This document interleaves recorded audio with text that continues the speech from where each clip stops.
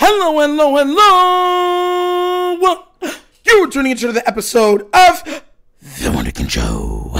Today's first topic, how do I feel about EDC? Look, guys,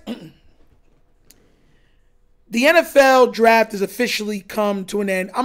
Tomorrow, I'm gonna have 2 episodes about the Shedeur Sanders stuff and also about our entire picks, all the picks, all the guards and corners and safeties that we took, tackles, and the kicker. But I wanted to address something right now, and I wanted to address it because a lot of times people lose sight of what I'm saying, or sometimes people might just stumble on the channel and not understand where I'm coming from when I say things. For one, I want to make sure it's known now. I don't run with narratives. You understand where I'm coming from? What I see, I compute it. I give you exactly what I think on it. This is not no media web of lies to deter, undermine, or lie to you at all. You understand? I don't do this for clicks. It would be easy to do that. I give you exactly what I'm feeling. And when I'm right, I tell you I'm right. When I'm wrong, even though it's very few times I've ever had to do that, I'm wrong. It is what it is. You take it and you say, okay, I'm wrong on this, and blah, blah, blah, blah, blah. In the order in the case of EDC, I want you to understand exactly why I'm hard on him, right? People keep saying, oh, you got to wait, and nothing he does is enough for you. I want you to understand this so you grasp what I'm saying. We are going on to year 8 of Lamar Jackson's career. I want y'all to sit and think about that, right? 18, 19, 20, 21, 22, 23, 24, 25. It's almost a decade that we've had this young man as our quarterback. Almost a decade. You get that? And with that, we watched a GM, a head office, headquarters, coach, literally waste an entire rookie contract. Now, you can say, no, he didn't, Nitro. No, he didn't.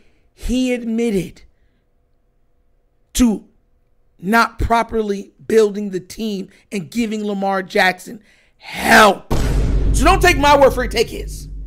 So after you waste 5 years, I don't want to hear excuses.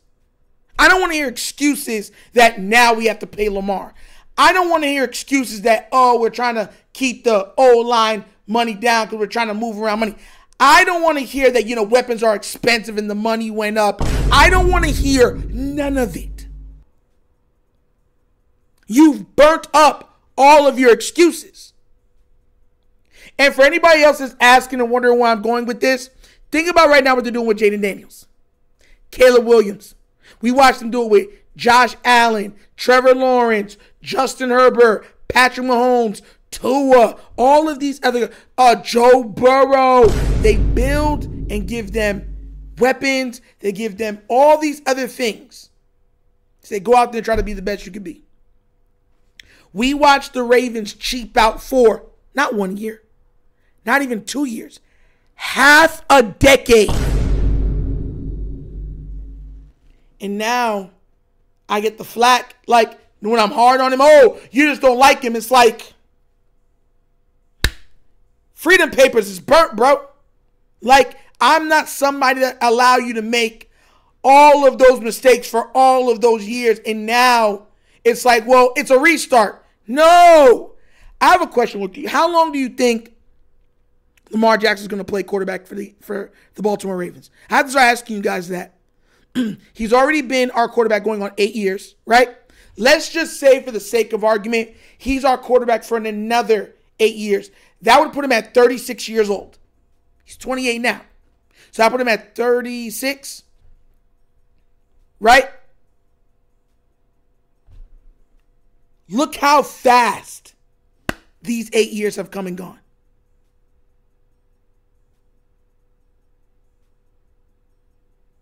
And lasting 16 years in the NFL is absolute. That's a. Is it starting to transpute for you guys? Like, you guys are not understanding or grasping how fast time is going. Time is not waiting on no man. It is going forward. Things are happening. And we have a guy in his prime that we've already wasted 5 of his years of his career. We're having trouble paying the first big help we got him in there, like superstar help, in Derrick Henry, which all of you guys thought was too old anyways. And now he's producing like how I've been envisioning somebody who could produce next to Lamar. And you have Raven fans being like, hey, yeah, if we get rid of him, we get rid of him. We can get a younger guy who, it's everybody does well next to Lamar. Like, and I'm looking at you guys and I'm saying, why, if all of those things are true, why am I giving EDC any more excuses? I do not hate the man. I hope for him to be successful, because if he's doing his job well, we're winning. That means we're doing well. Like, I'm not one of those people that, I hope John Harbaugh bad things. Why? If bad things are happening to the head coach, usually that means the bad things are happening to the team. I hope John Harbaugh gets out of his own way and wins 4 or 5, goes down as one of the best coaches of all time. I hope EDC picks all pros every time. It goes down as one of the greatest GMs of all time. Like, I'm not hating. I'm merely done with my rope. And honestly, every Raven fan should be. When you walk into a GM spot with a quarterback that probably y'all didn't really believe in, right? Who then goes out and shows you just what type of player he is. That should have been enough. Mind you guys, an MVP was not enough for this team. The youngest MVP award of all time. The first unanimous MVP. That wasn't enough. I want to remind you guys that. Now he's coming on one of the greatest statistical seasons for the quarterback we've ever seen. Lamar can literally do this easily for another 8 years. But I don't want to wait another 8 years for one title. How long did Brett Favre play? How many titles he got? 1. How long did Aaron Rodgers play? He got 1. How long did Drew Brees play? Exactly 1. Peyton Manning, he only got 2. I don't want to wait. I don't want to wait for my life to be over to win a Super Bowl at the end. That's not fair.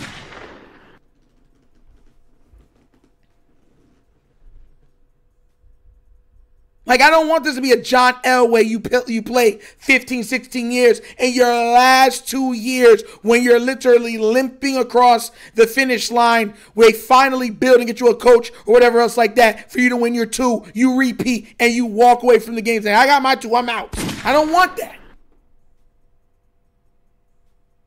You might want that. I don't.